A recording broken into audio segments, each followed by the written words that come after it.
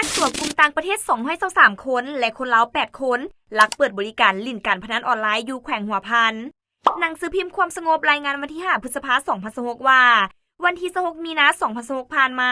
กรมใหญ่ตำรวจสมทบกับกองบัญชาการป้องกันความสงบแขวงหัวพันลงติดตามกวดกาและพิสูจน์เก็บกำข้อมูลอยู่พื้นที่กลุ่มคนต่างประเทศเข้ามาพักเซาอยู่แขวงหัวพันเคลื่อนไหวลักเปิดบริการและลิ่นการพนันที่บ่ถูกต้องตามกฎหมายอยู่ขอบเขตเมืองเวียงไซเมืองแอดและเมืองซบเบาโดยรูปการโฆษณาซ่องหาลูกค้าและถ่ายทอดสดให้บริการลูกค้าผ่านสื่อสังคมออนไลน์เป็นต้น Facebook Page เว็บพนันหรือลิงก์ที่พวกเขาได้สร้างขึ้นซึ่งเป็นการละเมิดกฎหมายสาธารณรัฐประชาธิปไตยประชาชนลาวเป็นอาชญากรรมข้ามชาติและสร้างความบ่สงบในสังคม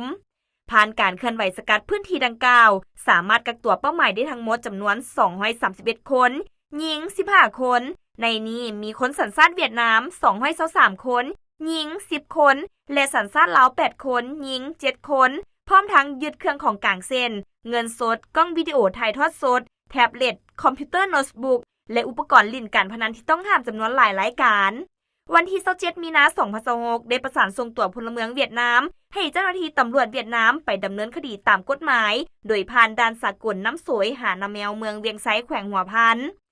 สำหรับคนสัญชาติลาวแม่นมอมให้เจ้าหน้าที่ป้องกันความสงบแขวงหัวพันดำเนินคดีตามขั้นตอนของกฎหมาย